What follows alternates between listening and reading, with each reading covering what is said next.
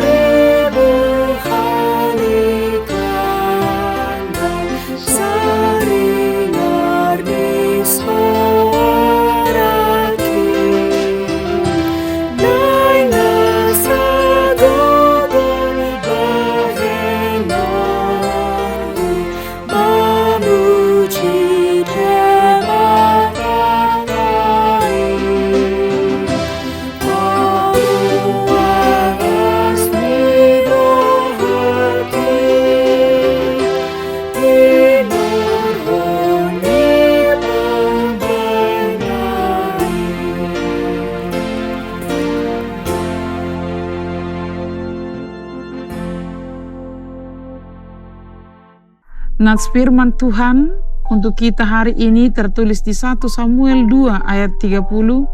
Sebab itu demikianlah firman Tuhan Allah Israel, sesungguhnya aku telah berjanji, keluargamu dan kaummu akan hidup di hadapanku selamanya. Tetapi sekarang demikianlah firman Tuhan, jauhlah hal itu daripadaku. Sebab siapa yang menghormati aku akan kuhormati, tetapi siapa yang menghina aku akan dipandang rendah. Yang paling sentral dari kehidupan Kristen adalah hidup dalam perjanjian. Hidup berdasarkan perjanjian, menaati kontrak, tetapi Amang Inang bukan sembarang perjanjian. Perjanjian antara dua orang yang akan memulai usaha berbeda dengan perjanjian Allah dengan manusia. Perjanjian Allah dengan kita adalah ikatan kudus. Itu sebabnya jangan sekali-kali kita pandang enteng, karena Allah amat serius dengan perjanjian ini. Tindakan dan sikap Allah kepada kita sangat ditentukan oleh apakah kita setia atau tidak terhadap perjanjian itu. Nats ini adalah firman Allah kepada Eli untuk mengingatkan perjanjian sebagai imam, yaitu keluargamu dan kaummu akan hidup di hadapanku selamanya. Eli adalah imam yang bertugas di bait Allah, yang membawa persembahan umat kepada Allah. Tetapi di dalam proses berjalannya tugas keimamannya, ternyata anak-anaknya berdosa di hadapan Tuhan. Mereka bertindak loba kepada korban sembelihan dan korban sajian. Eli lebih menghormati anak-anaknya daripada Tuhan. Mereka menggemukkan diri dengan persembahan kepada Tuhan. Eli dan anak-anaknya gagal sebagai imam di hadapan Allah.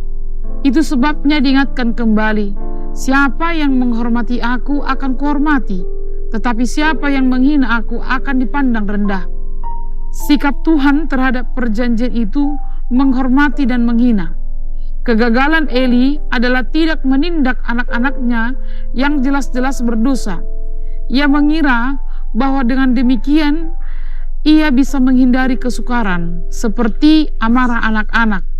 Tetapi akibatnya adalah Tuhan yang menindak baik Eli maupun anak-anaknya, dan Tuhan justru memberikan kesukaran yang luar biasa besarnya sebagai hukuman. Ia dan anak-anaknya digantikan Samuel. Eli juga harus menghadapi kenyataan hidup ketika dia tua, matanya rusak dan jiwanya merana, dan keturunannya mati oleh pedang lawan. Melalui nas ini kita diajak untuk setia dalam perjanjian Allah, dengan menghormati kekudusan Allah dalam keluarga dan dalam hubungan dengan Allah.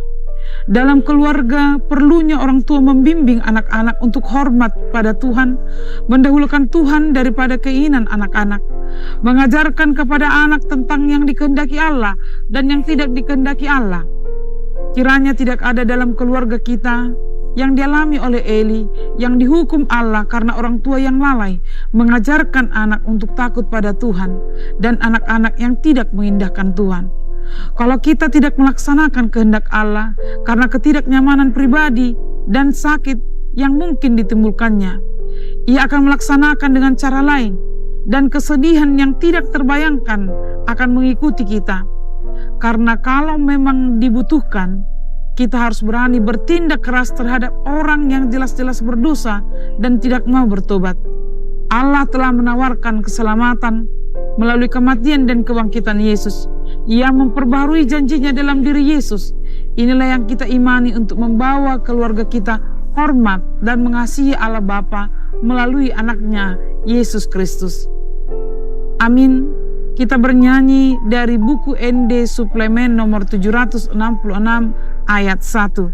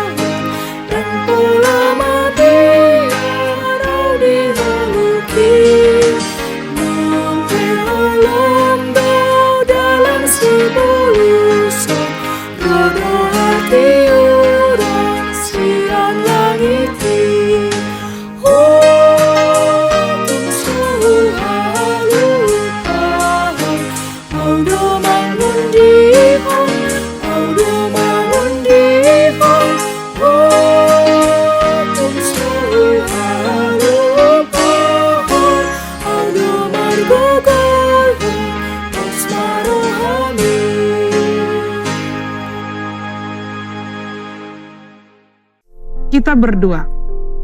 Ya Allah Bapa, tuntun kami untuk senantiasa menghormati-Mu dalam hidup kami, supaya janji-Mu menetap dalam hidup kami. Amin.